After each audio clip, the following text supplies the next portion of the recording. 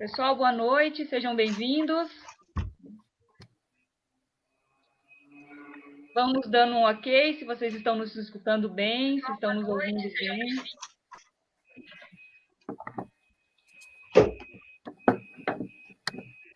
Vamos para a nossa quarta noite, né, de palestras.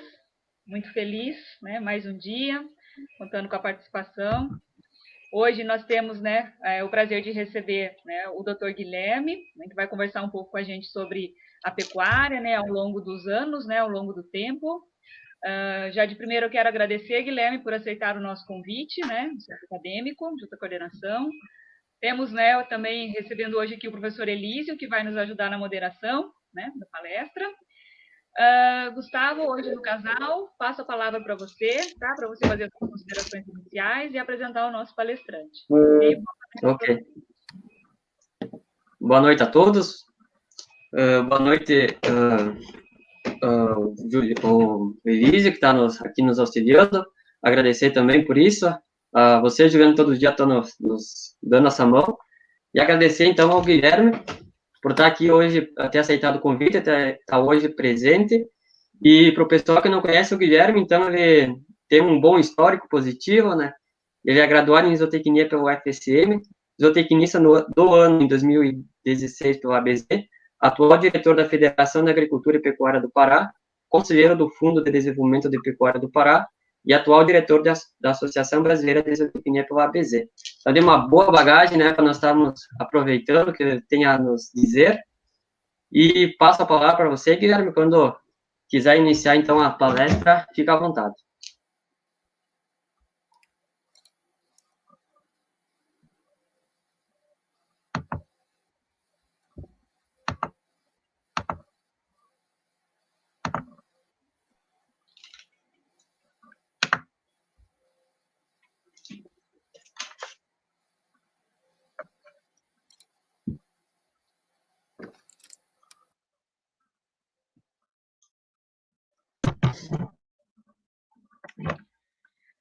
Vamos aguardar uns minutinhos, acho que caiu, né, a conexão do Guilherme. Elísio, se quiser ir falando algumas coisas em relação à pecuária, quais são as suas expectativas? Guilherme, caiu a conexão. Vamos aguardar uns minutinhos. Então, obrigado pelo convite aí de estar moderando essa palestra. Vai ser bastante interessante a gente ouvir aí o Dr. Guilherme falar dessa parte da produção de pecuária, e principalmente nessa parte mais norte, né? E é um local que há um crescimento muito grande. Eu já tive a oportunidade de conhecer a pecuária do Pará, então vai ser uma oportunidade muito boa de a gente estar ouvindo ele hoje. Acho que retornou, né? Retornou, Guilherme, retornou. Obrigado, professor Elísio, professora Juliana, obrigado a todos do diretório do casal. Nós temos um privilégio de estar conversando essa noite aqui com vocês, trocar algumas ideias, algumas experiências. Eu sempre digo, Elísio, eu estou na 29ª live, a gente aprendeu bastante nessa pandemia, sabe? Não só fazendo as lives, mas conversando com os zootecnistas de todo o país. E a gente, para apresentar qualquer coisa, a gente, claro, é óbvio, prepara como você prepara uma aula, como é normal. A gente, então, me considero fazendo uma boa graduação agora nesse período de pós-pandemia. Mas é um privilégio esse convite, e eu não quero me delongar muito, porque nós queremos contar uma história, a história da pecuária. E essa história da pecuária nós fizemos aqui durante esse período que nós não podíamos sair de casa, que a gente não podia se movimentar tanto. Começamos a garimpar dados, histórias, porque normalmente a gente fala da nossa pecuária de 5, 10, 15, 20 anos atrás, e a nossa memória é muito falha, e a gente deve muito ao início dessa pecuária. Então, eu vou pedir para o Gustavo para a gente colocar as imagens aí, Gustavo, e depois a gente está à disposição. Essa palestra também fica aí, professora Juliana, para depois discutir qualquer coisa. Enfim, a gente sabe que não podemos se prolongar muito tempo, mas também a gente não quer deixar ninguém com alguma dúvida. E falar sobre pecuária, como falou o professor Elísio, principalmente trabalhando aqui na Amazônia, trabalhando aqui numa nova pecuária, a gente diz assim, de novas áreas, sempre é uma provocação muito grande para a zootecnia e para os zootecnistas, porque a gente tem que descobrir como produzir proteína nobre em um ambiente, em um biotipo e num bioma como esse aqui, e principalmente a gente ser produtivo. Eu fico à tua dependência aí, o Gustavo, fica à vontade. Eu queria agradecer também ao João Vitor, que me foi muito solícito durante o convite todo esse tempo. E a gente vai falar sobre o agro. O agro é a história. Esse agro que é tão comentado, que é tão falado, que é tão dito, e muitas vezes dito por pessoas de outras áreas. A gente está na grande mídia aí vendo sempre alguém se falar sobre o agronegócio, sobre a pecuária, e às vezes essa pessoa não tem nem qualquer identidade, nem a sua profissão, nem o seu conhecimento. Então, eu acho que está na hora de nós, de todos nós que trabalhamos na zootecnia, de todos nós que fazemos a história do agro, resgatar um pouco da história e começar a contar. Pode ir passando, Gustavo, fica à tua vontade aí, e a gente começa essa história, a gente começa a andar nessa história. O Brasil entra num continente onde não existia pecuária, não existia equinocultura, não existia búfalos, enfim. Nós não tínhamos nada na nossa América do Sul de pecuária de corte. Mas em 1530, já vamos pular aí 30 anos de Brasil, começa o nosso primeiro ciclo econômico. E nesse primeiro ciclo econômico, que era o ciclo do pau-brasil, a primeira coisa que precisava era carregar toras, enquanto tinha uma mão de obra farta ainda era possível. Mas logo esse ciclo começou a exigir um pouco mais. E quando exigiu um pouco mais, a gente passa para 1534, quando uma das que vieram junto para o Brasil, junto às capitanias hereditárias naquele tempo, em 1534, é uma mulher, Juliana, que começa a pecuária no Brasil. E as mulheres, que agora é a mulher do agro, não sei o que, elas têm que começar a contar quem trouxe a pecuária para cá, foi uma mulher, Ana Pimentel de Souza. Né? Ela é uma espanhola muito ponderada, né? E toda ela não só empoderada, mas ela tinha com o marido, com o Martim de Souza, uma certa força bastante grande, e ela diz, olha, eu preciso ter não só o leite, né, que já era acostumada na Europa, mas eu preciso ter carne, eu preciso ter coisa, e começaram, então, com a Ana Pimentel de Souza, a trazer os primeiros animais, as primeiras caravelas vieram para cá trazendo uma coisa de animal. A grande importação começa com esse aí. Esse aí é Duarte Coelho Pereira, que ele recebe quase 100 de bovinos. Imagina, naquela época, ele recebeu 100 de bovinos, onde você não tinha pastagem, onde você só tinha mato, onde você tinha uma série de coisas. Então, 100 de bovinos que vieram lá de Cabo Verde. Isso aí chegou na capitania de Pernambuco. Portanto, foi em Pernambuco que iniciou a nossa pecuária. Depois, em 1551, já Dom João III envia a Tomé de Souza, lá já era Salvador e São Vicente, outras capitanias, centenas de bois e vacas ibéricas. Então, o nosso gado, a nossa pecuária, começa com o gado ibérico.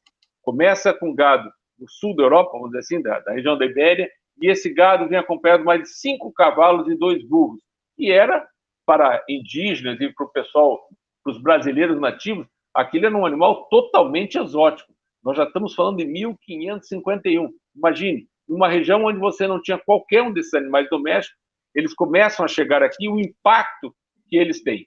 A gente encerra essa fase em 1553 com essa caravela. Essa caravela foi a galga. A caravela galga foi a que trouxe a maioria dos transportes. Aquele tempo era muito difícil você ter uma caravela. Eu estou aqui de onde eu falo agora, eu estou falando de Belém do Pará.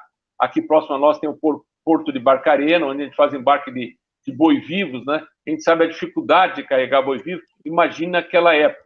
Isso aí já é 1553. E essa é a caravela galga. Essa caravela é um símbolo para a pecuária brasileira porque ela começa a trazer o primeiro volume grande de animais. Por quê? Porque a necessidade de carne e leite não dava mais só para cá, você ia passando. Passamos para 1555.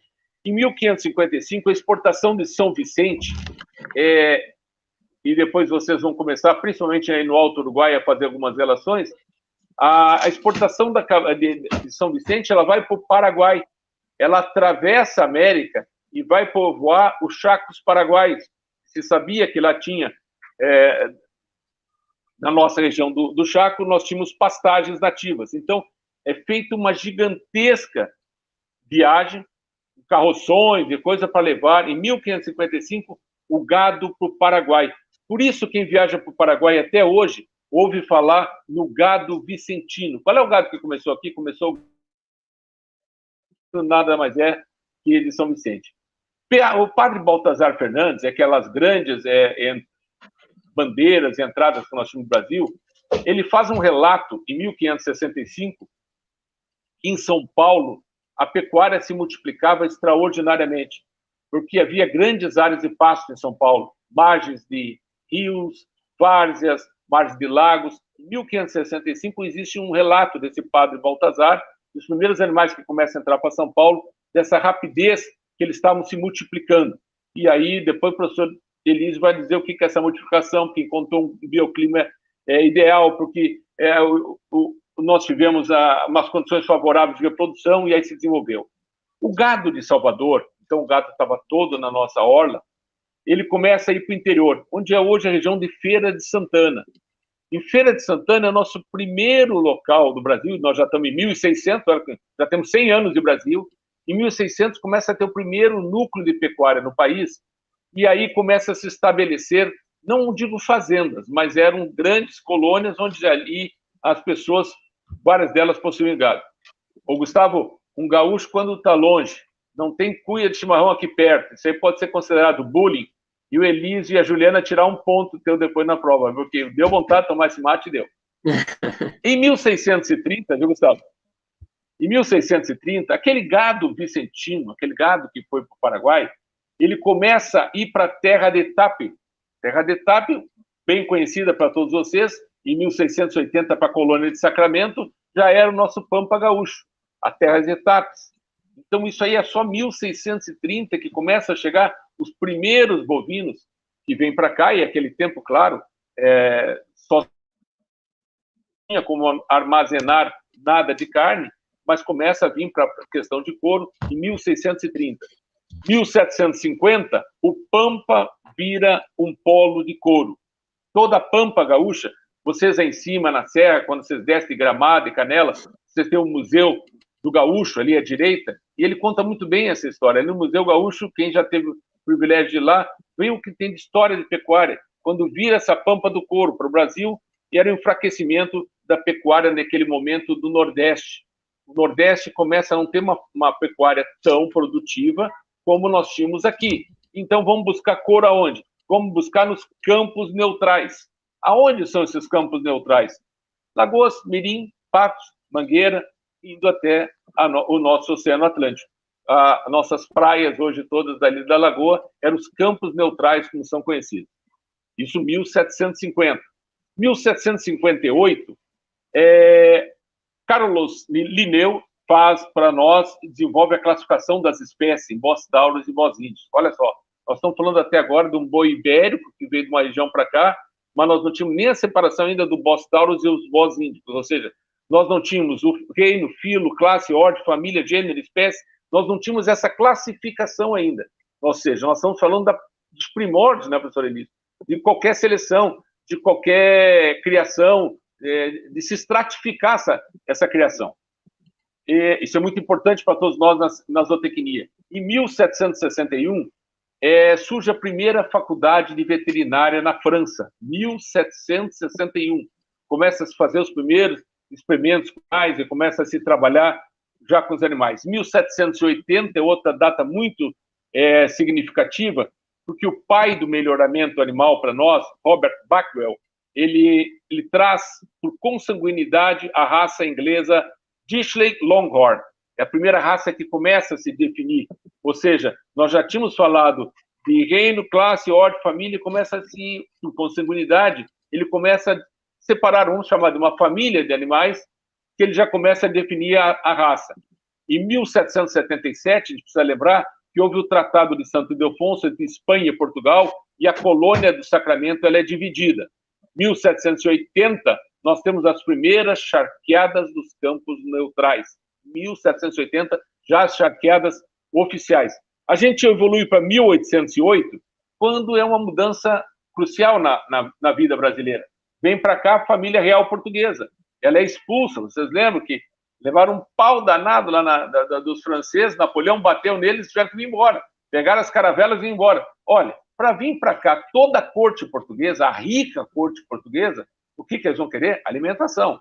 E eles não vão estar querendo caçar e pescar todo dia. Eu digo comer da caça e da pesca todo dia. Então, o boi vira moeda, mais ou menos como está agora, viu, Elísio? O boi valendo bastante, bezerro raro de conseguir. Isso aí já aconteceu lá em 1808, quando chegou a família real portuguesa para cá, e a bovinocultura teve um boom extraordinário. O pessoal acha que está difícil achar boi agora botar no navio, imagina naquela época. 1812, Dom João cria os primeiros cursos agrícolas, que Dom João veio para se instalar no Brasil. E aí, a primeira coisa que ele viu, óbvio, é o que a gente até hoje debate, não temos capacitação da mão de obra. Precisamos treinar, capacitar, o pessoal saber mexer no básico desse gado. Então, em 1812, os primeiros cursos agrícolas, vamos chamar assim, surgiram. 1820, o naturalista Saint-Hilaire, conhecido por todos nós no Rio Grande do Sul, relata que as estâncias gaúchas eram muito simples e de rudimentar cultivo. Vocês lembram que Saint-Hilaire viajou pelo Rio Grande do Sul, foi desenhando, ele é exímio desenhista, fez quadros maravilhosos e estava impressionado, ele vinha da Europa, como eram as estâncias gaúchas tão simples e tão rudimentares. Porque primeiro eram praticamente nômades, para não dizer nômades no total, tinha um carroção, ficava numa região onde ele se adaptava e ficava algum tempo, e depois ele seguia em frente onde tinha outras passagens. 1830 é o renascimento agrícola no Brasil, com o ciclo da mineração, ele começa a encerrar, ou seja, aquele minério todo que é exportado, aquele giro todo, começa a esgotar, porque não tinha mais tanto ouro para Minas Gerais e para São Paulo, e aí foram ver que a única diversificação rural que podia ter no interior era produzir através da pecuária, do agronegócio. Claro, é óbvio que não tinha o termo agronegócio naquela hora. E o gado missioneiro, aí sim já estamos falando das missões, agora já estamos falando aí perto do Alto Uruguai, lá nas missões começa a também ter o seu valor, começa a ser valorizado, porque as missões se desenvolvem primeiro com a pecuária, os próprios indígenas que estavam ali começaram a dominar essas missões. Em 1835, os estancieiros gaúchos, naquela época, se rebelam contra a importação de charque de países vizinhos, que começavam a trazer charque já do Paraguai, do Uruguai, da Argentina, mais ou menos como aconteceu até um tempo atrás, antes de acabar a Argentina. E no período regencial, a evolução para o Farroupilha, comemorado por todos nós, já estamos na véspera do dia 20, entre 1835 e 1845. O que foi a grande revolução Farroupilha? A revolta pelo preço da pecuária que era nos paga, nada mais do que isso. Outra data que eu acho muito importante, em 1840, quando Liebig ele estabelece a lei dos mínimos. E por que eu falo isso? Para a professora Juliana, principalmente, e para o meu amigo professor Elísio. Meus amigos, que a partir de agora a gente já fez uma live junto, nós já somos amigos. Depois, antes de se encontrar, a gente já toma um mate e já conversa. Por que Liebig é importante? Ele começa a estabelecer a lei dos mínimos, a lei que nós temos que respeitar até hoje, e diz...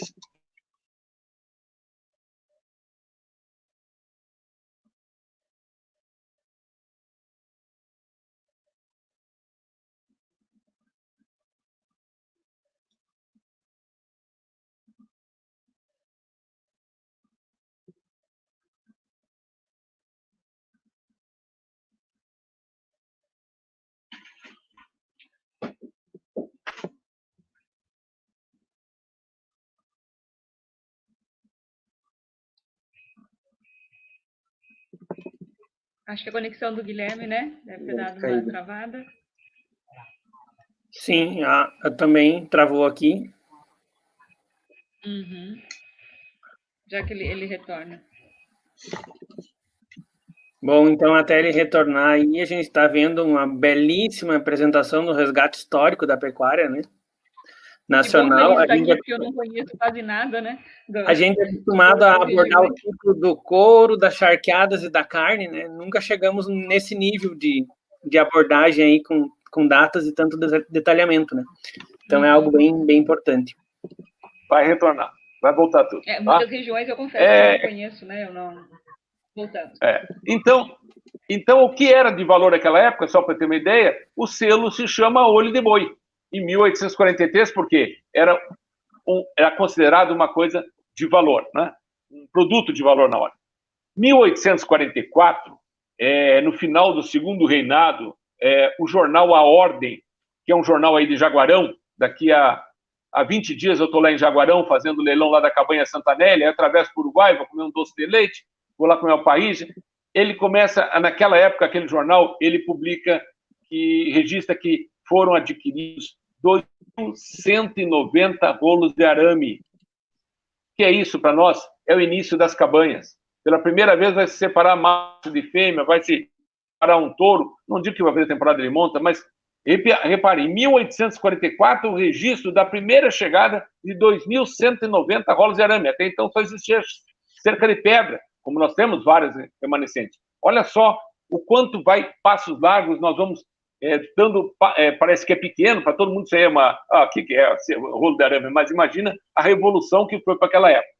Em 1848, o Instituto Agronômico de Versalhes, na França, que era o mais importante instituto da questão da zootecnia, o Conde Gasparim, Balderman, vendia a ciência da zootecnia, começa a dizer, precisamos ter também a ciência da zootecnia, precisamos ter seleção, precisamos ter nutrição, precisamos estudar a zootecnia, porque talvez no futuro nós não temos mais tanta produção, vamos precisar de muito mais tecnologia, enfim, começa a se discutir produtividade, esse 1848.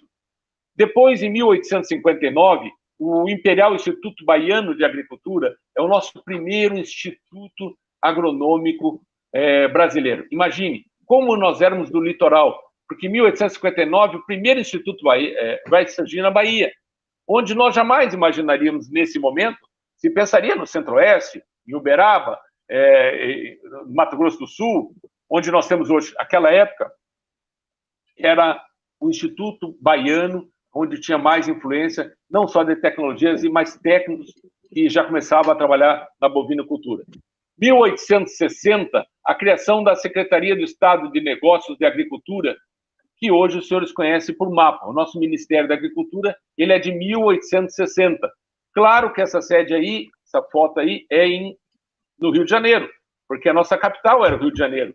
E porque ali surgia, então, repito, a criação da Secretaria do Estado dos Negócios da Agricultura, Comércio e Obras Públicas. Bota título nisso. Barbaridade. Isso aí era o nosso mapa. Passando o mapa, nós temos em 1868 a chegada do primeiro casal de Ongole. Isso aí depois o professor Elise vai dizer para vocês o quanto é importante a chegada desse Ongole no Brasil, o quanto ele muda a nossa pecuária. Porque esse primeiro casal de Ongole do Brasil foi uma doação para a Rainha Vitória. E a Rainha Vitória, que era rainha do Reino Unido, e imperatriz da Índia, né? Claro que naquele tempo a Inglaterra dominando a Índia, ela recebe um casal de Ongole. Olha só, olha aqui. Eles vinham da província de Madras, que hoje tem outro nome. Eu estive lá no ano passado, a gente passou 15 dias na Índia. Hoje não existe mais o Porto de Madras, mas existe outro porto, que é outro porto de tamanho e importância. E no distrito de Nelore, guardem bem isso, em 1860,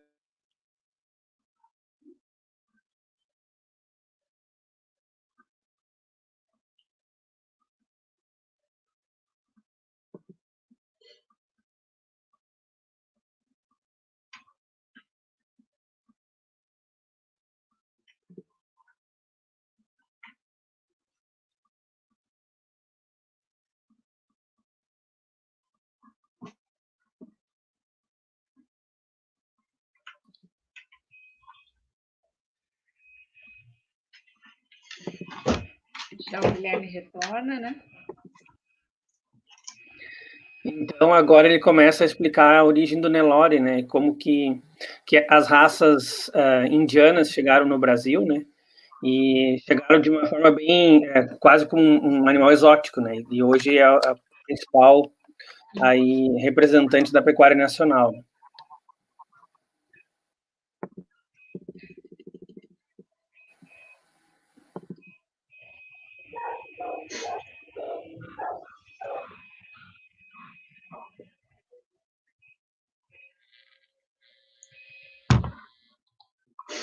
Confesso que eu não conhecia a fundo toda a história da bovinocultura, né? Para mim é a primeira vez que eu tô vendo esse resgate, né? Bem interessante. Os alunos do agronegócio eu judio bastante com todos livros de história, a Vacaria dos Pinhais, a Travessia pelo Planalto, toda essa parte com a integração com as mulas do Sudeste ali, né, na abertura das principais estradas do Sul. E curioso, né, Elísio? Eu já viajei a alguns lugares, né, mas uma coisa que eu sempre achava interessante era aqueles muros, né, as separações, né, das fazendas, né, aquelas muros de pedra. E se bem que realmente não tinha arame, né? Depois é que chega e faz uma cerca de arame. Ficava olhando aquilo e falando, meu Deus do céu, né? Como as coisas... E além das taipas, nós temos alguns valos, né? Então, aqui no norte do estado, como em algumas regiões que não se tem tanta pedra, você tem valos que faziam divisas, né? Entre propriedades. Valos, o que seria? Uma vala? Isso, uma vala. Então, se fazia uma vala que impedia os animais, né, ou entre rios, né? Então, o pessoal aí do Alto Jacuí, que está nos assistindo, né? Então, existe uma história de povoamento entre os rios Jacuí e Jacuizinho, que é também de pecuária, que eram os rios, né, que seguravam esses animais. Então, eles ficavam entre os dois rios aí. É uma faixa em torno de 40 mil hectares, se não me engano, e era como se fosse um local de produção dos animais. Não tinha, né, não tinha uma cerca, enfim, divisórias, nem nada. Então, é bem interessante essa parte E mais adiante ele vai falar da chegada dos primeiras indústrias, né, de processamento de carne, e foi muito interessante que vem com multinacionais, né, no período ali entre guerras. Então, se instalam, principalmente aqui no Rio Grande do Sul, as multinacionais. Mas provavelmente ele vai comentar isso mais adiante. Acho que ele tá a guerra do Paraguai derrubou até o pessoal que estava conectado. A guerra foi feia. A guerra foi feia, Elisa. Essa guerra do Paraguai foi tão feia que derrubou até as conexões. Foi. Peleia braba. Né? E parte isso aí para 1870. Sim, conhece o Zebu num zoológico lá de Hamburgo, e traz para nós, em 1878, para o Rio de Janeiro, lá para o Sapucaia, um primeiro casal, onde veio o Hanomet, conhecido como Maomé, que veio de lá. Depois disso aí, nós temos em 1871 o Barão de Duas Barras importando a milenar raça Guzerá, que até hoje tem uma fidelidade racial aí na Índia. Em 1875, a Cássio Américo de Azevedo importou os zebuínos Nelore do Zoológico de Londres, direto do Zoológico de Londres, porque achou que esses zebuínos eram uma coisa exótica, ia ser uma atração, e como foi a atração aqui. De 1877 a 1879, acontece um fato no Brasil que muda a história do agronegócio e muda a história brasileira de pecuária. De 1877 a 1879, nós não vamos falar aqui hoje de grandes fenômenos, de El Niño e El Niña, mas tem a principal seca que nós já enfrentamos. Imagine, os senhores, que o El Niño que aconteceu naquele ano, lá no oceano, matou 500 mil nordestinos. Nós estamos tendo aí uma triste pandemia com 130 mil mortes, onde nós temos uma população extremamente maior.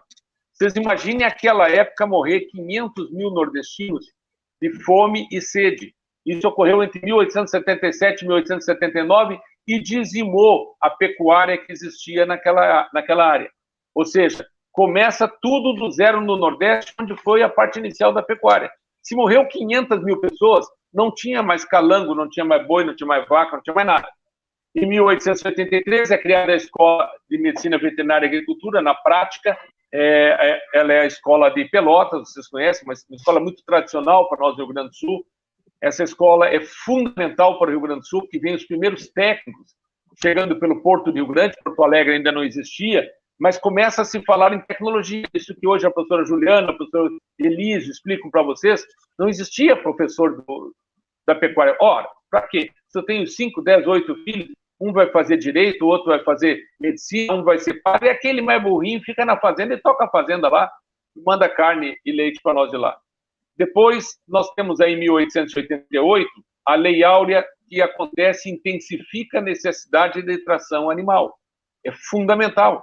Isso aí muda o aspecto que você precisa, principalmente nas fazendas de café e cana-de-açúcar, as ricas fazendas de terra. Para nós, principalmente, eu estou aqui a uns 600, 700 quilômetros do arquipélago Marajoara, é fundamental dizer que começa a chegar em 1890 a importação de Vicente Chermon, começa a chegar os búfalos, principalmente os mestiços Caraval, que eram búfalos filipinos, começa a chegar e tomam conta do arquipélago Marajoara, Caviana. Eu trabalho numa ilha de 97 mil hectares, que é na ilha da Mexiana. Eu trabalho lá com pirarucu e búfalos. Essa ilha é 97 mil hectares, fica na latitude zero, a linha do Equador passa em cima, e lá a gente tem um ambiente extraordinário.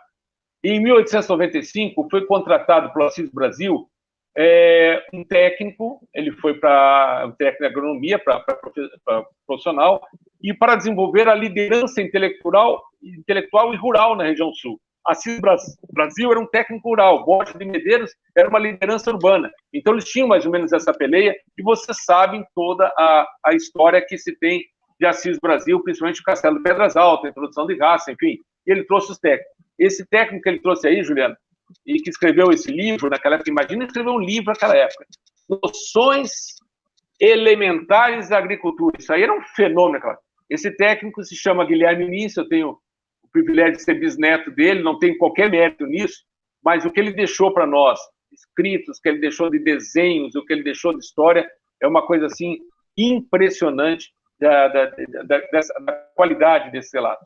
Passando isso, 1896, vocês já viram que apareceu outro búfalo aí, não é porque o Guilherme é apaixonado por búfalo, não. É que Leopoldina Lobato de Miranda e seus filhos trouxeram búfalos aí já italianos, ou seja, começaram a trazer já o búfalo mediterrâneo para a Ilha do Marajó, que também se adaptou e também foi produtivo, e também hoje faz o queijo número 1, que ganhou agora lá em Paris, o queijo de Paris, que ganhou medalha de ouro, é um queijo marajoara, e os queijos de búfalo são realmente extraordinários. Passa-se isso, chega a 1901, opa, já chegamos no século passado, não, agora nós também.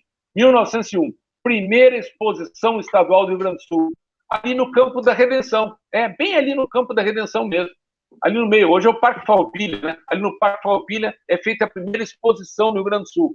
Já depois, em 1902, os primeiros experimentos para inseminar artificialmente um bovino no Instituto Agronômico de Moscou. Os russos disseram, olha, dá para inseminar artificialmente, mas se acontecer isso aí, vai ser uma revolução, hein? 1902, os búfalos italianos de Bertino Lobato Miranda já faziam sucesso no Marajó, já tem um destaque especial. Teófilo de Godoy importa Racinde, juntamente com Nelório Guzelar e Sá, em 1913, aí começam as importações da vinda aí.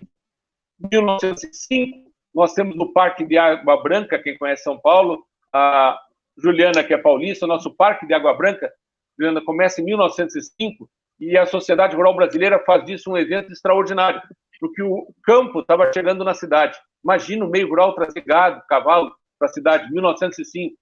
1905 também, o coronel Joaquim Machado Borges importa Nelório para o Triângulo Mineiro. Depois, 1906, a Fazenda Caçu, do coronel José Caetano Borges, realiza a primeira exposição de zebu de Uberaba. 1906, primeira exposição de zebu de Uberaba. Imagina uma exposição de zebuínos, 1906. 1906 também, os búfalos de Vicente Chermon de Miranda, que chegam da Guiana Francesa no Marajó, faz outra grande importação, muda a pecuária no norte do país. Joaquim Francisco de Assis Brasil, que eu falei que é de uma importância fundamental para tudo se falar no agronegócio, é o nome do nosso parque, Assis Brasil, enfim, por que tudo isso? Ele importa da cabanha Lorraine, lá no Uruguai, 40 novilhas da raça Devo, e depois outros reprodutores ingleses para a estância de Pedras Altas, no Rio Grande do Sul, e Joaquim Assis Brasil era o embaixador do Brasil, vivia lá fora, mas ele tinha um técnico agrícola, que era o Guilherme Mince, naquele tempo era um engenheiro agrícola, que ele fazia parte de engenharia do castelo, fazia agricultura, fazia pecuária, e era apaixonado por zootecnia. Em 1906, começa por Leonardo Colares, lá em Bagé, importa os primeiros touros angus, né, que nos chegam, em 1914, e aí nós começamos, desde 1920, os primeiros registros do primeiro produto nacional, ou seja, o Brasil, em 1906, começa a ter produtos nacionais registrados, não só mais no caderno do Assis Brasil, não só mais no livro, mas oficialmente. Em 1906 também, a Herd Book Colares registra o touro da raça Shorton. Ele traz o primeiro procedente da Inglaterra, nascido em 13 de abril de 1897, de propriedade de Martim Silveira. 1907 começam as indústrias do país. Agora começamos a industrializar o boi. Claro, primeiro couro, mas já começavam algumas indústrias de embutidos. E reparem nesse mapa que ela só existe no litoral brasileiro, ou então nos rios onde eles são navegados. 1907 também, um grande fato, é o Joaquim Carlos Travassos, que importa 98 zebuínos Ongole, morre 36 no navio. Né? Imagina o pessoal de maus tratos nessa época, ela prendia navio, caravela, prendia todo mundo lá. E 250 raças gira. Em 1907 também, Leopoldo de Bulhões importa para nós reprodutores indianos, e na década de 40 é a base genética da fazenda Água Milagrosa. 1907 também, as 4 primeiras escolas de pecuária, de agronegócio, de agricultura, como vocês querem chamar, do Brasil. A escola de São Bento de Lages, na Bahia, que a gente já viu, a escola Eliseu Maciel, no Rio Grande do Sul, que a gente já viu lá em Pelotas, a escola Luiz de Queiroz, em São Paulo, tradicional escola Luiz de Queiroz, e a escola de Lavras, em Minas Gerais, onde começa, professora Juliana, a outra base de tudo que nós temos de pesquisa, de tudo que nós temos de ensino dentro do agronegócio. Para pular para 1908, nós vamos ter o primeiro Congresso Agrícola do Rio Grande do Sul. Imagina o Rio Grande do Sul fazendo um Congresso Agrícola. Em 1909, a exposição é realizada no Prado Rio Grandense. Hoje é no Parque Menino Deus. Imagina, Parque Menino Deus fazendo uma exposição agropecuária. Isso era chamado ainda de Prado Rio Grandense, 1909. 1910, aí sim, Nilo Peçanha, no governo do Nilo Peçanha, acontece a regulamentação do ensino agrícola. Ou seja, antes de 1910, nós não tínhamos nem era regulamentado o ensino agrícola. Olha, nós estamos em 2020, há pouquinho tempo atrás, nem o ensino agrícola não era regulamentado, para ver como a gente anda a passos largos. Em 1911, a raça Giro chega ao Brasil para a produção de carne e é apelidado do boi de pagode. Tudo era boi vermelho, tudo era Giro, tudo era da base do Giro. Em 1913, a Companhia Pastoril de Barretos, em São Paulo, olha aí esse dado, professor, 1913, é a primeira a companhia que faz pertenceu a um conselheiro e começa a industrializar a carne. E nós vamos ter em 1913 a ciência caminho da raça, e a ciência caminho da raça em imagens das expedições científicas que Oswaldo Cruz fazia no interior do Brasil. 1914, Brasil exporta 1.000 quilos de carne para a Inglaterra. Olha aí. 1914, Brasil exporta, repito, 1.000 quilos de carne para a Inglaterra. Que fato importante. Nós exportando carne para a Inglaterra. 1914, nasce a tradicional marca VR, Vicente Rodrigues da Cunha, que compra 14 novilhos no Tornelório do Hipólito Rodrigues da Cunha. 1917, a primeira turma de veterinária se forma no Rio de Janeiro. O gado no Brasil tinha pelagem vermelha e é formado os primeiros 5 veterinários. 1918, a Sociedade Agrícola e Pastoril de Uruguaiana faz o primeiro leilão rural. Amanhã eu vou estar junto na parceria, vou estar fazendo o leilão GAP, direto de Uruguaiana, aqui em Belém, na mesa do operador de Belém. Olha só, o leilão de Uruguaiana, nacional leilão GAP, nós vamos estar fazendo aqui em Belém e dando assessoria para os nossos clientes do norte do país. Em 1918, se fazia o primeiro leilão de Uruguaiana, e para se trabalhar naquele tempo com Abelto Nelsis, eram leiloeiros uruguaios, trabalhava o Paulet Angus, né, Angus Mocho, trabalhava o Devon, o Duran e ovinos, é o que nós tínhamos para vender. Francisco José de Carvalho inicia.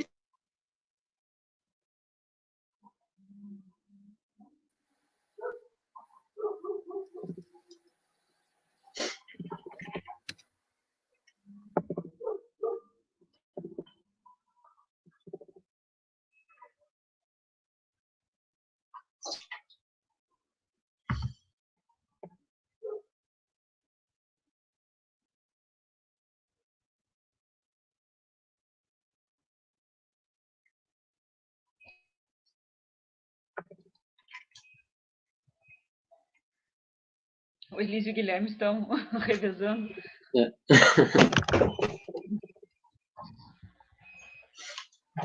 Agora tinha caído, inclusive, para mim.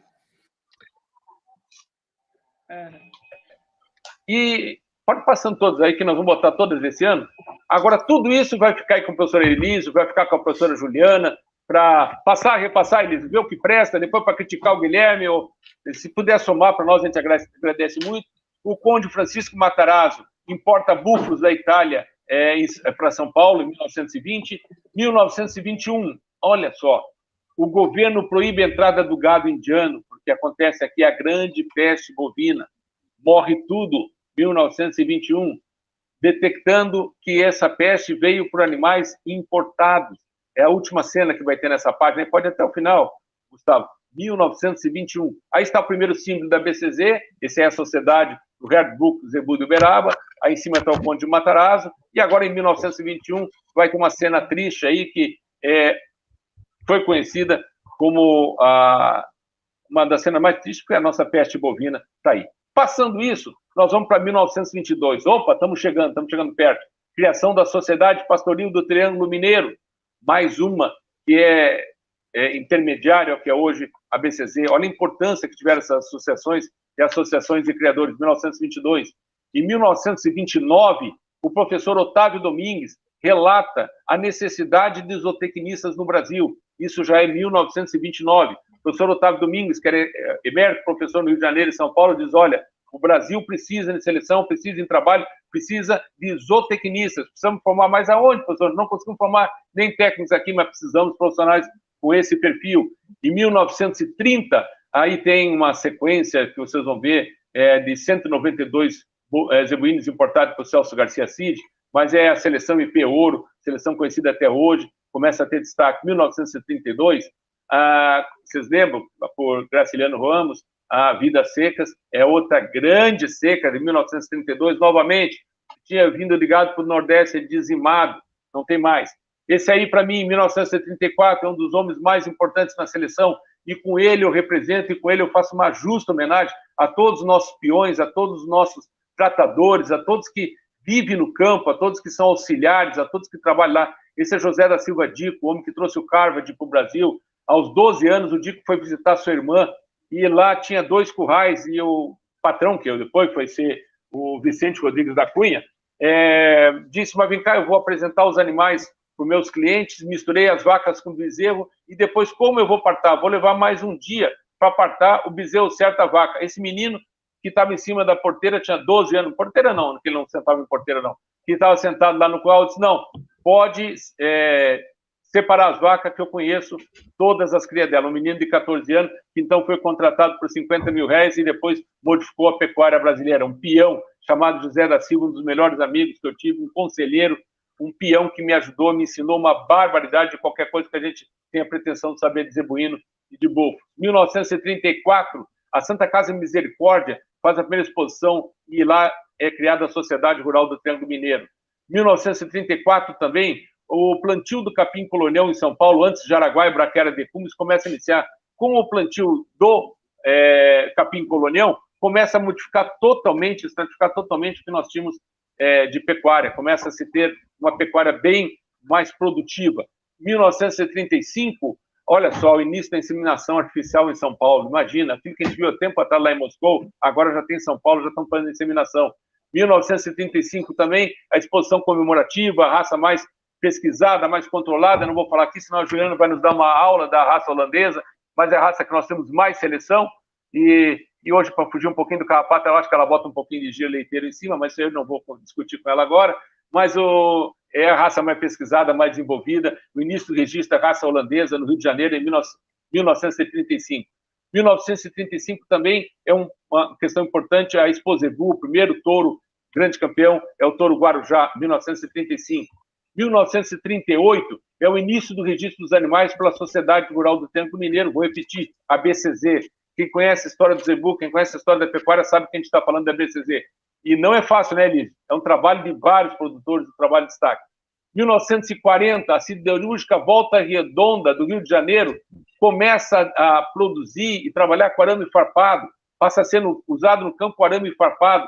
1940, dá para fazer áreas maiores. 1941, a Exposição Nordestina de Animais e Produtos Derivados, um dos parques mais históricos que nós temos, o Parque de Cordeiro, lá em Recife, inicia a exposição, era um evento principal de todo o Nordeste. 1941 também é a inauguração da nossa hoje, a BCZ, esse porte até hoje na frente da BCZ, é histórico. 1942 é o primeiro transporte de semi-bovino refrigerado à distância. Olha aí, 1942, agora já se coletava semi, já se refrigerava e podia levar para uma outra capital. 1944, durante a Segunda Guerra Mundial, o Brasil amplia sua exportação de carne de 50 mil toneladas para 127 mil toneladas. Olha aí, não é milhões de toneladas, não, é 127 mil. Começou a guerra lá, precisou comida, vai buscar onde? No Brasil. Quando nós chegamos a 1945, nós já temos a regulamentação da inseminação artificial. Foi aceita a inseminação artificial no Brasil. 1946. Jan Bonsman, África do Sul, começa a falar em eficiência funcional. Vocês vão ver muito isso em aula depois. 1951, é fundado o CNA Brasil, que nós somos filiados às federações, como é no Sul, a Farsul, e todos os sindicatos rurais. Depois nós temos 1951, olha só, o professor João Barrison Vilares inicia uma tal de prova de ganho de peso. Vamos começar a pesar os animais, vamos fazer os primeiros animais lá em Barreto, São Paulo, ver quanto eles se desenvolvem, ver quanto eles pesam. 1952 ainda, segunda reunião anual da Sociedade Brasileira de Zootecnia, em Porto Alegre, registra novamente a necessidade de ser criada a carreira do profissional dos zootecnistas. Os veterinários dizem, olha, precisamos do profissional com essa função, com esse trabalho, e precisamos desenvolver isso. 1952, aí nós vamos pular de 1952 para 1953, e aí o primeiro banco de sêmen da América do Sul, no Rio de Janeiro, com aquele armazenamento ainda em ampola, né, lacrado, lacrada a fogo, em cima a álcool. Essa gurizada não vai mais ver isso aí não, eles. E já começava a colocar em gavetas metálicas a temperatura de menos 79 em blocos de gelo e fazia uma plataforma de álcool para baixar essa temperatura. Olha só, 1954, o semicongelado é usado na inseminação de 24 vacas e nós temos 54% de prenhez, extraordinário.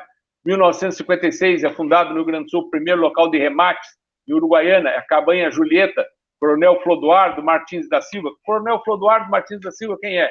É o pai de Trajano Silva, é o avô de Marcelo Silva, é o bisavô de Gonçalo Silva, a história toda vocês conhecem. 1957, surge André Voisin. Nós vamos falar aqui de Voisin, vocês vão ouvir bastante isso em aula. Imagina a Revolução, 1957, André Voisin começar a falar em rebrote de raiz, em ocupação em tempo curto, em ajuda com menos tempo de corte, em rendimentos regulares de um dia. Isso aí era uma revolução violenta. 1957, Celso Garcia Cid, os mais importantes paranaenses, vai com o Delfonso Santos à Índia, procura na sua viagem trazer, como trouxe o touro Caburei para a Fazenda Santa Marina do Ovidio Brito. Esse era o primeiro mocho que nascia no Brasil. 1958, o Brasil tem 15 centrais de sêmen. 1958, 15 centrais de sêmen e cerca de 30 mil vacas inseminadas. Vou pegar o catálogo aqui do meu lado agora, aqui uma central só já vende 6 milhões de doses no ano. 6 milhões de doses, uma central apenas, imagina. 1959, a grande seca no Nordeste e a criação, então, da Sudene. A Sudene é criada em 1959 porque tem que dar uma solução para outra grande seca. Temos que financiar essa produção, ou seja, vamos contra o bioma, mas não pensamos em se adaptar a ele, né? Hoje a gente sabe do que resultou isso. 1960, a abertura de novas áreas modelo, aquele tempo era chamado de arroz-vaca, né? Era a interiorização do Brasil. Já produzimos 70 milhões de carne, mas era esse pé, esse casco de boi que ia abrindo as nossas fronteiras. 1961, Celso Garcia Cid e o Marajá de Bhavanagar fazem importante importação zebuína. 1962 é a mais importante importação genética de todos os tempos para o continente. Vem Celso Garcia Cid, Rubens de Andrade Carvalho, todos os homens, Rodrigo da Cunha e Veríssimo Costa Júnior, e faz a grande importação de 62, que é uma história que um dia tem que ser contado em livro, em cinema, enfim, tem que ser, esses meninos têm que saber como é que veio esse gado, como é que ficavam 6, 7 meses. Só que o pessoal que entra aqui na Herbalife, entra nessas coisas, desculpa, eu digo, perca peso, me pergunte como, eu perdi 5 quilos em 15 dias, é rapidinho para você perder. Lá na sala você não come, é rápido de perder peso.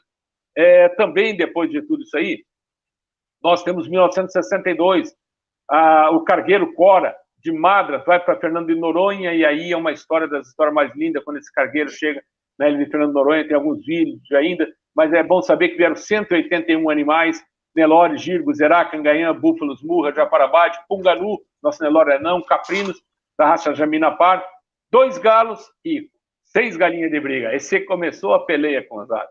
1965, aí nós começamos a introdução das braquiárias, Midico e Decumbis, as pastagens naturais começam a migrar para a pastagem plantada, e é uma modificação extraordinária. Imagina as braquiárias, o que faz a braquiária hoje no Brasil. Né? Em 1966, no dia 13 de maio, lá no Rio Grande do Sul, aí no Rio Grande do Sul, como queiram, me desculpam, a zootecnia da PUC de Uruguaiana diz, não, então nós vamos bancar esse projeto de fazer a faculdade de zootecnia. No norte era criada a Sudã, e no dia 13 de maio se reúne, então, os reitores da PUC e Uruguaiana e fundam a primeira faculdade de zootecnia em 13 de maio, que é a data do zootecnista. Passando isso, 1967, olha a evolução do símbolo, é o mesmo símbolo, a mesma associação, só que agora se chama ABCZ, esse caranguejo conhecido. Em 1967, a mineralização começa a ser trabalhada, porque nós tínhamos a magrinha, a cara inchada, era bezerras e novilhas no centro-oeste que ou ficavam maninas ou não se desenvolviam ou tinham sérios problemas de desenvolvimento. Né? 1968, a primeira prova de zootecnia do CDP, 1968. 1968, a Central VR faz o primeiro laboratório de tecnologia de sêmen na chácara Zebulândia. 1970, nós temos da BCZ iniciando as suas provas de ganho de peso. 1970 também é importante, porque nós fazemos a primeira Expo Inter no Parque Estadual de Exposição de Assis Brasil em Esteio, agora lá em Esteio, no Rio Grande do Sul, em 141 hectares, com 20 locais para julgamento, enfim, o parque que vocês estão acostumados, que para o primeiro ano na nossa vida não vamos ter exposição de Esteio, vai ser uma exposição virtual. Eu, desde 1979, participava dessa exposição, esse primeiro ano que a gente não vai, e uma semana da Expo Inter chega a faturar 3 bilhões de reais.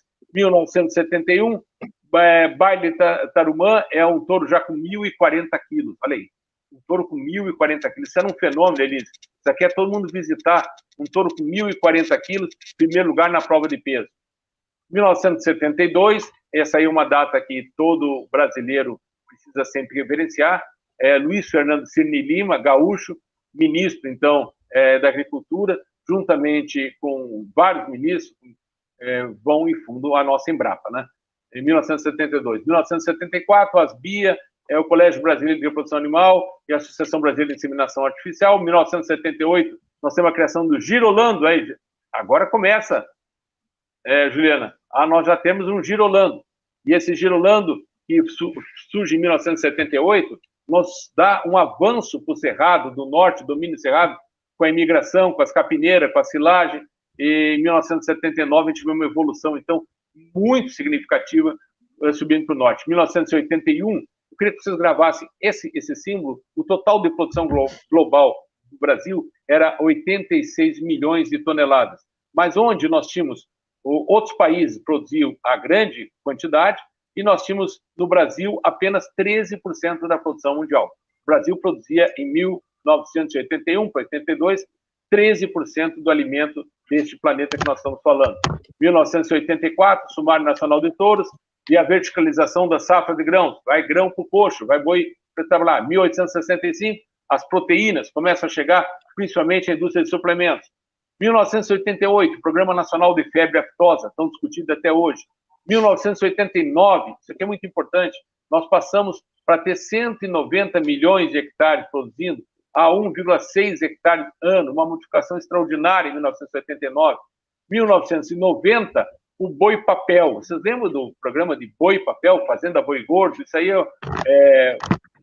roubaram de brasileiros 4 bilhões. Vou repetir, 4 bilhões era o boi papel. Você comprava o boi dava um tal rendimento, principalmente os profissionais liberais que não contratavam um zootecnista, não sabia quanto tinha o rendimento do boi, comprava aquele boi papel para dar aquele rendimento, foram seduzidos pelo lucro de 42%, e depois esse pessoal fugiu, não tem ninguém preso, foi liberado por um tal de Supremo Tribunal de Justiça, que mora lá em Brasília, Distrito Federal. 1990, nós temos aí a situação clássica do confinamento, que começa a abastecer entre safra. Aquele boi de entre safra agora começa a ter esse trabalho. Em 1991, a recria sobre o pivô de irrigação já é realidade, e aí chega o boi 777. Já começa a falar em 7 meses para desmama, 7 meses para preparar e 7 meses para acabar. 1992, e acontece o primeiro grande leilão no Brasil, leilão da Suyamisu, 28 mil zebuínos, a leiloeira CVL, num dia apenas, me perdoem, ela faz essa liquidação. Joãozito de Andrade vai à Índia, em Gontur, e encontra joias da genética. 1993, olha o recordista.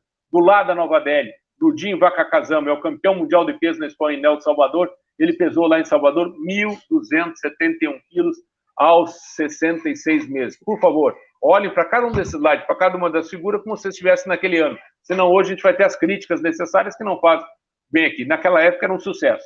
Essa cena de 1994 vem para dizer que a maior produtividade da pecuária via mecanização após o Plano Real trouxe a estabilização monetária. Se não tivesse o agronegócio, nós não ia ter naquela época, há muito se fala, o Plano Cruzado, importação de insumos, mas o que segurou a barra foi o agronegócio, em 1994, porque sem comida ninguém ia fazer moeda.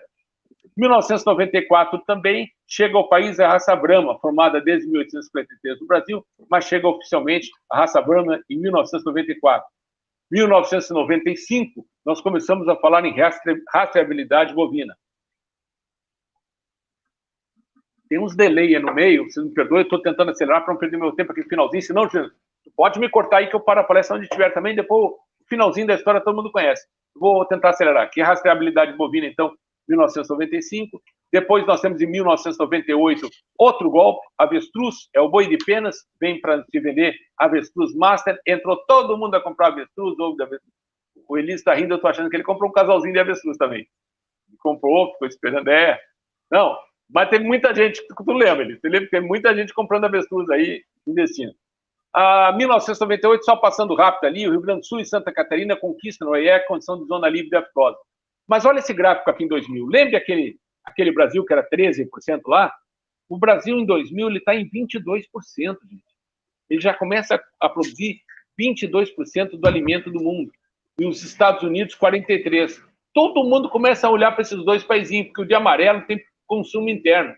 E o verde tem baixo consumo interno, baixo BH. Tem vários problemas ainda, que a gente vai tentar sair desse buraco, mas ele já produz 22% do alimento do mundo em 2000. Passando isso, 2001, nós temos já a criação do Canal Rural, 25 de março de 2002, né, em Porto Alegre, no Jockey Club. A IATF surge, olha que revolução.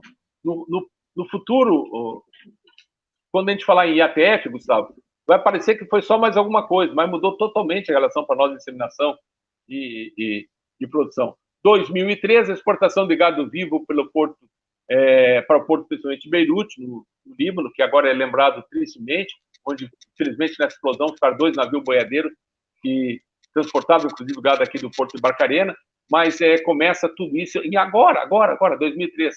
Esse símbolo de 2005 quer dizer que a tecnologia do semissexado chegou para nós. Em 2005, começamos a separar o semissexado, e trazendo com cromosoma X, o espermatozoide com cromossomas Y, a sua variação para depois ser invasado.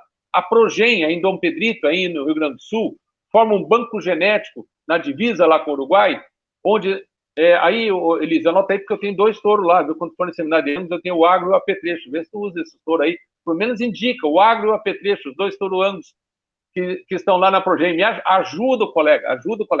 E elas são ligadas à Alta Genetics e à comercialização para todo o Brasil da Alta Genetics. A Juliana não deu tempo de anotar. Um touro se chama Agro e o outro se chama Apetrecho. Os 2 são anos, só para quem não pode anotar. 2007, brincadeira, Juliana. 2007, Santa Catarina é a primeira do estado reconhecido como zona livre de aftosa. Então, nós já temos uma área livre de aftosa sem vacinação. 2010, nós vamos mudar esse gráfico, aquele mesmo que nós vimos lá embaixo, e agora aquele mesmo país que saiu lá dos 13 já produz 28% da comida do mundo. E os Estados Unidos mais 34%. Então, todo mundo precisa estar olhando para esses 2 países. E o Brasil hoje, que era 1/3 do nosso PIB, era agronegócio, já tem mais de 50% depois da pandemia na exportação, na balança comercial, dentro do agronegócio. 2014, 23 estados são consideradas áreas livres de aftosa, com vacinação, e ali está só a faixinha linha azul de Santa Catarina como área livre de aftosa, sem vacinação. Eu não vou falar muito do azul hoje, que eu passei a noite passada com dor de cabeça, mas o azul ainda vai dominar todo esse país. Mas esperem que vocês vão ver. É porque nós jogamos sem o Cavani. Olha, de 2017 até 2026, nós temos o plano estratégico. O que é esse plano estratégico? É o PNEFA, é o Programa Nacional de Erradicação e Prevenção de Febre Aftosa. É um plano estratégico a longo prazo para nós chegarmos ao que exige hoje todo o mercado. E agora, em 2017 a 2026, é o que eu vou fazer amanhã, é o que a gente faz. Eu vou fazer o leilão da GAP, na outra sexta-feira a gente faz o leilão do selo racial, são os leilões virtuais. 2018, aí surge o Clarified, né? É um símbolo, agora o nosso trabalho em genômica, né? Agora vai ficar tudo mais fácil, agora os zootecnistas vão poder ter muito mais acurácia, vão ter muito mais resultados, porque agora nós vamos ter o Clarified, iniciou no Clarified do Girolando, viu, Juliana? Começou com gado de leite, primeiro a ter o Clarified. Em 2018, esse gráfico aí, para mim é um símbolo, esse desenho é um símbolo do que aconteceu no país. Nos últimos 30 anos, nas últimas 3 décadas, nós aumentamos em 12% a produção de carne, ou seja, mais 12%, em 15% a menos de área, com bovinos 20% mais pesados na carcaça, tendo 160% a mais no nosso rebanho e diminuindo a pressão em 253 milhões de hectares. Ou seja, nós somos mais produtivos, estamos tendo mais. Não, ainda não estamos bons, não, precisamos melhorar bastante. Mas olha o que fez o Brasil nessas últimas 3 décadas. Imagine o que vai fazer para frente. Chegando a 2019, olha aí, olha o verdinho aquele. 37% do alimento em 2019 sai do Brasil para o planeta. 29% dos Estados Unidos. Olha os outros países todos do planeta diminuindo e diminuindo cada vez mais. 2019 também, aí é apenas um dado que agora a gente começa a trabalhar com espectroscopia dos solos, agora a gente faz análise de solo por raio infravermelho, que é a reflectância da radiação eletromagnética que incide numa rocha e nos diz qual é a composição daquele solo. Então o cara passa na máquina hoje, não precisa mais estar coletando solo, não precisa fazer solução, ele vai passando na máquina e vai te dando a leitura daquele solo. Olha, se eu for comprar hoje uma propriedade, uma chácara, não sei, não dá para uma chácara, um terreno, não dá para um terreno. Um vaso de planta, ela vai. Eu vou passar essa espectroscopia para me ver qual é a qualidade do solo que eu tenho para produzir em cima. 2020. Estamos chegando, professora. Estamos chegando. O valor bruto da produção alcança o recorde e deve crescer 12,46. Estamos...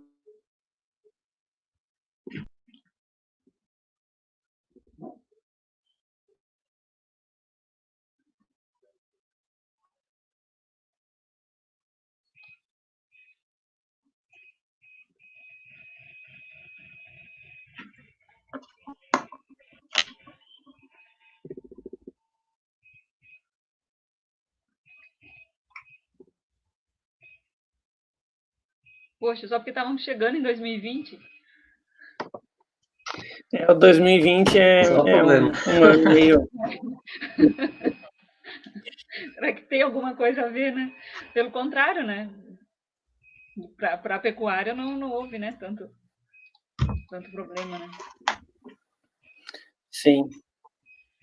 E como ele estava falando, há uma aceleração, né? Principalmente nesse século, né? Muitas coisas, assim, a evolução foi muito mais rápida nos últimos 20 anos, né?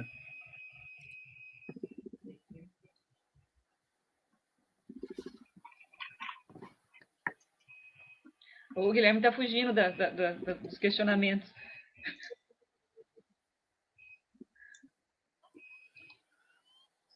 O pessoal já pode ir colocando questões, né? O Guilherme vai voltar para responder.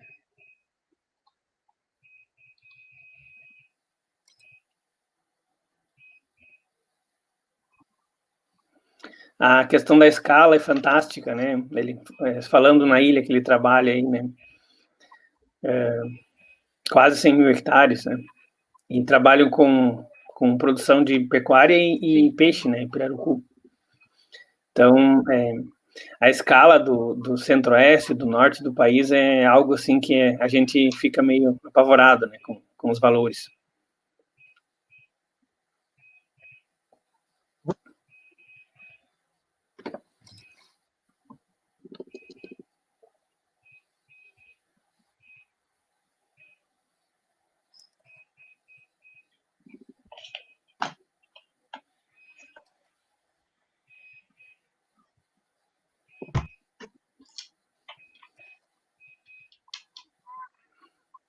Eu já vou contextualizando um questionamento que eu vou fazer para ele, no sentido da sazonalidade da produção de pastos, que a gente nota aqui no sul, né, por conta do inverno, né, pensando em campo nativo, e no sudeste, no centro-oeste, por conta da seca, né? Então você tem um padrão de produção forrageira muito semelhante, se nós compararmos o sul sem integração lavoura-pecuária e o centro-oeste e o sudeste em virtude das estações das águas e das secas, né? E a gente nota que no norte, no Pará principalmente, tu tens uma oferta alimentar mais uma curva mais regular, né? Ela não tem essa oscilação que a gente vê aqui, né? Então você pode trabalhar com uma carga animal no decorrer do ano bastante semelhante, porque você não tem essa redução brusca na metade do ano por conta ou de frio ou por conta de seca. E a vez que eu estive, né, no sudoeste do Pará, inclusive eles trabalhavam com produção de bezerros, né, para venda para a região dos confinamentos ali do norte do Mato Grosso, e eles faziam desmame mensal, né, de bezerros, justamente porque eles podiam produzir o ano todo, né, porque eles não tinham essa dificuldade que se tem, né, que você faz uma estação de parição e de lactação no período que você tem a maior oferta alimentar, né? E daí um desmame, no nosso caso aqui, quando inicia o outono, né? Justamente por conta dessa relação carga animal, oferta de alimento nas propriedades. E lá eu achei mais homogêneo. Eles tinham, na época que eu estive lá, em torno de 45, 60 dias apenas com redução das chuvas, não era nem com seca total, né? Então, eu quero ver qual a experiência do Guilherme nesse sentido, né, nessa questão da produção mais uniforme no decorrer do ano. Ele já te responde. Tá bem. A vantagem é que agora as conexões vão e voltam, né? Então, tá. Mas para finalizar, nós chegamos em 2020, tendo a mais competente pecuária do planeta. Aí, em cima, em 2020, está o primeiro clone já de búfalos que nós encontramos lá no ICAR. O ICAR corresponde à Embrapa indiana. A mãe desse touro produzia 17 litros na lactação para búfalo, isso é muita coisa, né, Juliana? Pela manhã, mais 17 litros à tarde. Ela foi clonada, esse é o primeiro clone deles, essa é uma central das melhores que temos lá. Nós tivemos nas centrais lá do norte, lá em Chandigarh, e também depois de vir a Nova Delhi, nós descemos para o sul da Índia, nós fomos até Hyderabad, até as grandes propriedades e principalmente todas as faculdades. Lá os professores e os alunos vivem dentro da faculdade, eles não se deslocam, eles moram lá na faculdade, todos os professores moram na faculdade. E aí embaixo está o Nelore Jopp, né? Eu estou colocando aí um touro que já é genética 100% indiana. São touros que já têm hoje mais de 400 prenhes que nós fizemos para cá, a genética indiana vindo como nova opção e para se ter o trabalho dos resgates da raça zebuína que nós tivemos. Passando isso aí, eu quero fazer um agradecimento ao convite honroso que a gente teve. Peço desculpas, a gente está dando essa corrida, dando esse atropelo, mas estão aí todos os meus dados, o Instagram, o WhatsApp, enfim, todos os dados para algumas coisas que podem ficar de dúvida. Peço mais uma vez desculpa, agradeço muito o convite. Eu estou inteiramente à disposição de vocês. E eu repito aquilo que a gente falou no início, professores.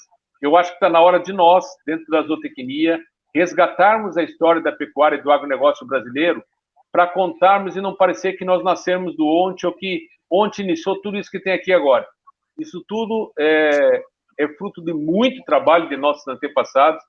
Muita gente ficou no meio do caminho, muita gente pesquisou, muita gente está trabalhando ainda. A gente vê aqui dia e noite trabalho de pesquisa aqui no Cepatu, aqui na UFRA, aqui na Federal Rural do Rio de Janeiro, e também lá na Rural do Rio de Janeiro e aqui na Amazônia. E eu tenho certeza que a gente vai poder responder a um cálculo muito simples, e com ele eu quero terminar essa palestra. O Brasil alimenta hoje 1,3 bilhão de pessoas. Em apenas 8% da sua área. Eu vou repetir, nós alimentamos 1,3 bilhão de pessoas em 8,3%. Se nós voltássemos atrás, e aí eu estou falando de segurança alimentar, que é a maior segurança que tem uma nação. Em 1970, quando nós vimos nesse gráfico, nós tínhamos 70 milhões de habitantes, 45% da população era rural, e o gasto com comida na nossa cesta básica, Juliana, aquela cesta básica que você faz para a sua casa, chegava a 45%. Ou seja, se eu ganhasse R$1.000, R$450 eu gastava com comida. Hoje, nós temos 210 milhões, temos apenas 15% da população na área rural, todo mundo migrou para a área urbana, e nós gastamos, na nossa cesta básica, apenas 15% dela com comida. Ou seja, não é na comida, não é no produtor rural que está o problema desse país, não. São outros aí que tentaram, como sanguessuga, nos desapropriar e como trabalhar. Isso aí não é nada ideológico, nem nada de político, mas simplesmente um desabafo de quem é do campo, quem é oriundo de produtores rurais, e nós sabemos que essa classe deve ser muito mais valorizada. Muito obrigado mais uma vez, desculpe qualquer coisa, eu estou à disposição de vocês. Guilherme, muito obrigada, nós é que agradecemos, né? Acho que esse resgate histórico eu até não tinha visto, né? Não tinha nunca escutado, né? Uma coisa parecida. Estou aqui, né? Bastante feliz, né? E relembrando tudo o que você, né, comentou, enfim, né? Eu acho que eu vou deixar o Elísio fazer um questionamento que ele quer, né? Acho que de antemão já passar, e depois eu faço algumas considerações que eu deixei escrita aqui. Enquanto isso, o pessoal pode ir mandando alguma pergunta, né? Vamos aguardando. Certo, então, muito obrigado, Guilherme, pela sua explanação, né? A gente fala algumas coisas do histórico da bovinocultura do Rio Grande do Sul e do Brasil, mas nada tão detalhado, né, e tão aprofundado como você nos trouxe hoje, né? Então, com certeza, aí, os alunos foram agraciados aí com muito conhecimento sobre essa evolução aí da pecuária nacional. Eu comentava dos momentos ali que caiu a conexão sobre cerca de 7, 8 anos atrás, eu estive conhecendo a região do sudoeste do Pará. Então, eu estive na região de Castelo dos Sonhos, Novo Progresso, uma região que crescia muito a pecuária. E eu notei que eles não tinham uma sazonalidade na produção de pastagem.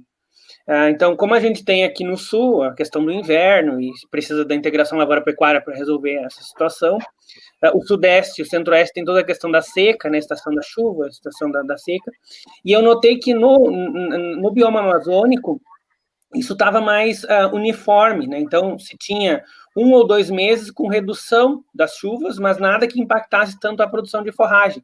E aí isso impacta também na produção de pecuária, né?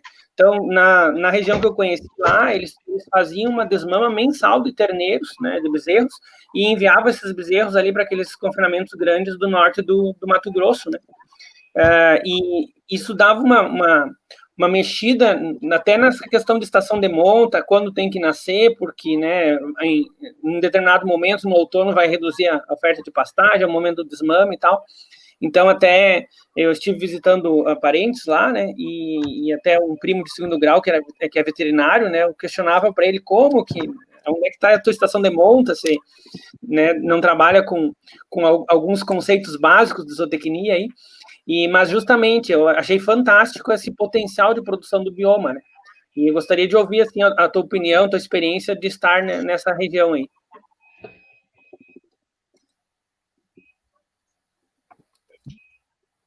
Perfeito, Elise. Eu acho que todos nós... Perfeito, Elise, a tua avaliação. Para nós, porque a gente tem muita notícia, né, de tudo que é lado, e isso aí hoje tem diversos vieses, né? Nós temos que ter algumas verdades. Uma, 86%, eu vou repetir, 86% do bioma amazônico, ele é totalmente preservado. Totalmente preservado.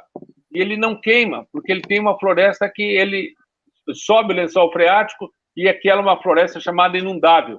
Então, quando você vê fumaça, não sei o que, você está falando lá do Cerrado, está falando de outro bioma. A floresta amazônica não queima. Caiu um avião da Gol Full, com os tanques cheios de gasolina. Ela não queima. Se isso acontecesse na Austrália, na Europa ou nos Estados Unidos, queimaria uma grande parte da floresta.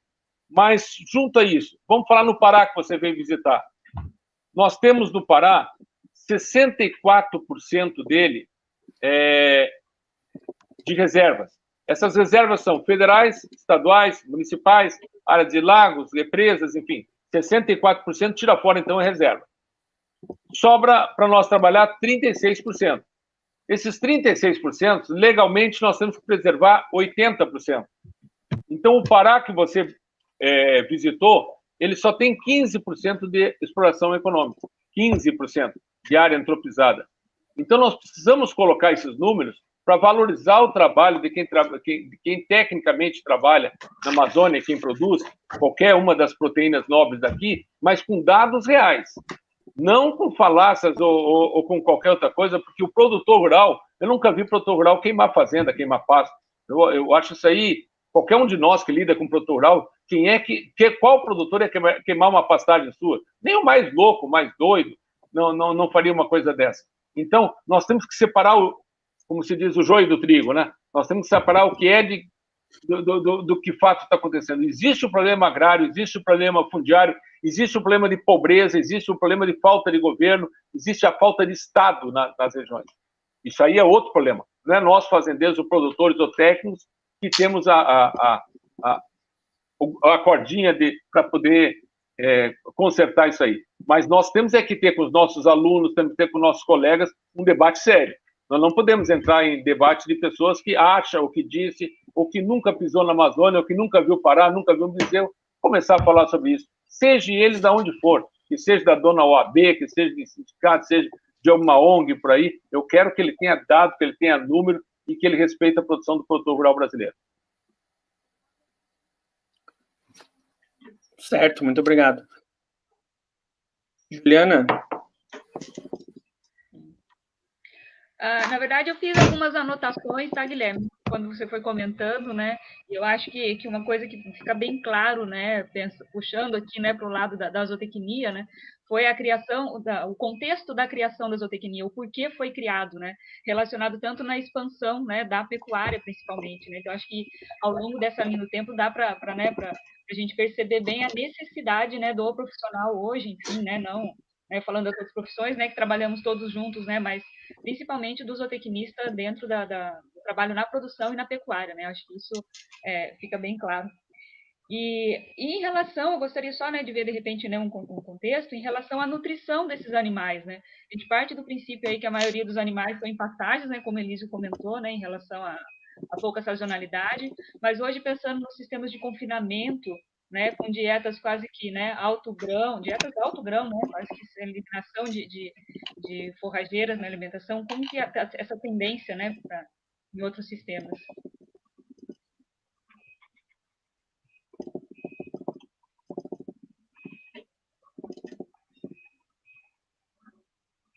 Juliana, eu vou ser bem claro para ti, bem simples.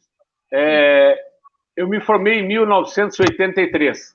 Esse é aquele momento na palestra que a maioria dos alunos viram para o lado e diz, eu não era nascido ainda. Sempre comenta com o colega, né, Gustavo? Sempre o pessoal fala isso. 1983, naquela época, para você ser um bom zootecnista, você tinha que produzir mais, melhor, em menor área e menos tempo. Você era um extraordinário zootecnista se você fizesse isso. Depois, na década de 90, você teve que produzir mais e melhor em menor área, menos tempo em bioma protegido. Você teve que trabalhar com a questão ambiental na década de 90 para ser um bom zootecnista. Hoje, se você fizer tudo isso aqui, se o zootecnista fizer tudo isso, ele ainda vai para a rua da fazenda. Ele é despedido, porque ele tem que produzir mais, melhor, menor área, menos tempo, ambiente equilibrado e ser rentável. Ele tem que dar lucro. Se ele não der lucro, se a sua produtividade não estiver no azul, não adianta eu pisar na produtividade, eu ir para o lado do grão, acho que tu está me entendendo, eu querer colocar mais grão no coxo, se aquilo na hora de eu vender o boi não for pago.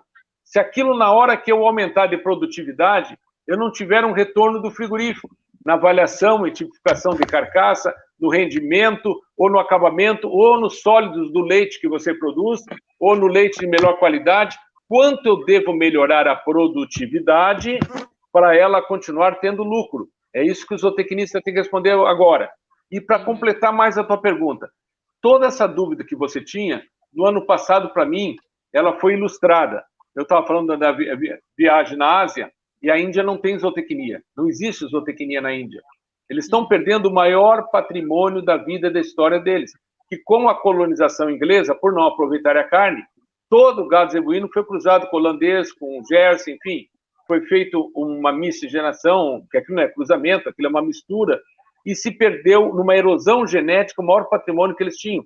Quando você vê hoje um gir leiteiro bem parido na Índia, os marajás têm em alguns castelos 5.000 anos, é sêmen importado do Brasil. É sêmen que vem do gir leiteiro ou do buzerá leiteiro para inseminar vacas na Índia. Olha que ponto nós chegamos. Você perder todo o patrimônio genético de um continente, que era o patrimônio zebuíno, porque os colonizadores assim inseminaram. A gente tem uma palestra que a gente fez agora lá com o pessoal de São Paulo, onde eu mostrei o nosso principal concorrente é a Índia, em carne, né? É o nosso maior produtor, que estão do lado da China, mesmo em guerra, mesmo em peleia, eles são produtores. Mas aonde acaba esse gado? Que todo animal, ele nasce, cresce e morre.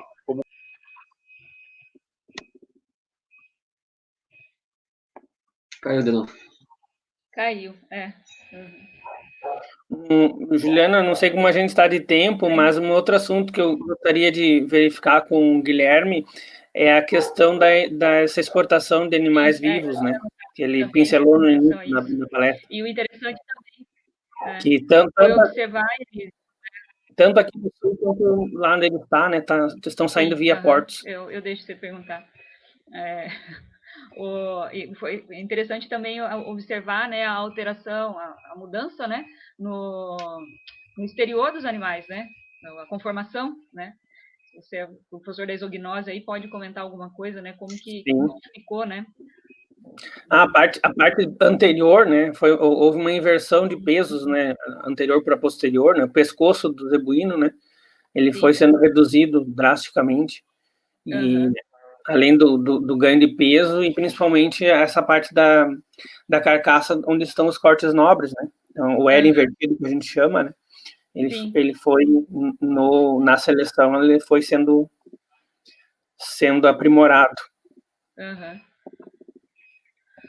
Vamos torcer para o Guilherme conseguir retornar para ele comentar um pouco em relação a esse embarque, né, de bovinos, da exportação, né, de bovinos vivos. Eu pedi para o Padilha avisar, né, o próximo palestrante, né, perdão, deixa eu pegar o nome dele. Rafael. Rafael. Esse atraso que acho que vai ser interessante escutar o que ele vai falar. Eu não notei se chegou algum questionamento do pessoal. Acho que só mais os parabéns, né, em relação à palestra. Espero que o pessoal tenha aproveitado, né, esse resgate. Sensacional.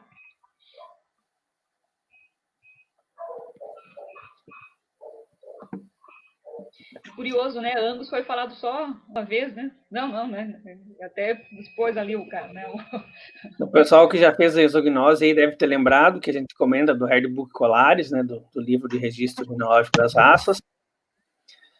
Uma coisa que me chamou a atenção também foram as secas do Nordeste, né?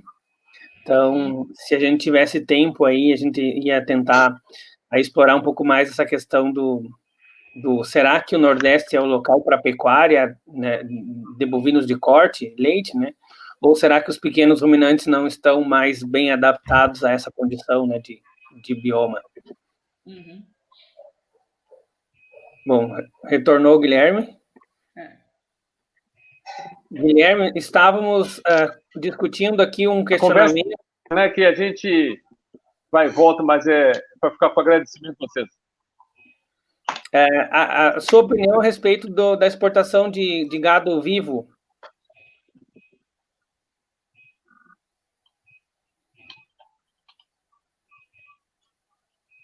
A exportação do gado vivo? Isso.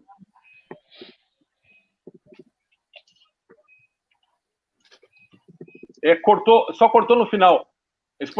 É uma das coisas mais necessárias que nós temos, porque nós produzimos muito mais do que nós consumimos, e nós só temos duas saídas, ou o frigorífico, que rege os preços, ou então botamos no navio.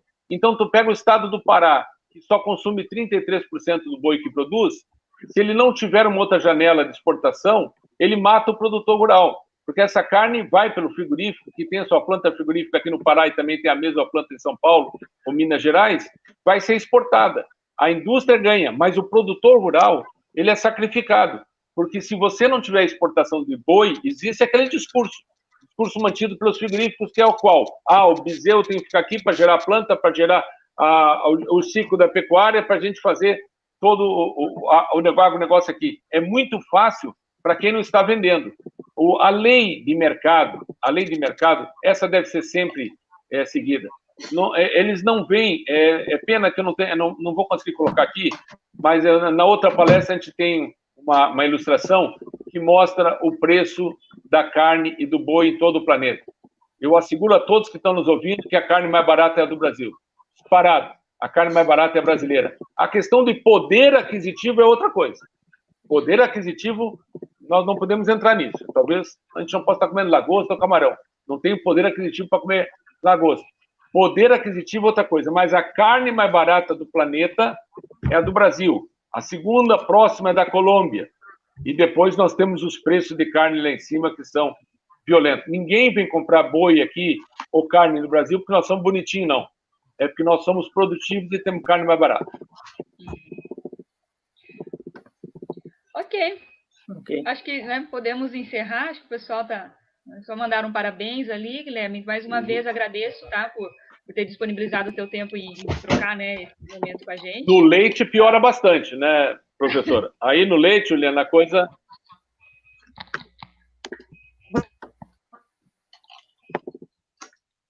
Parabéns, Guilherme. Leite, se quiser.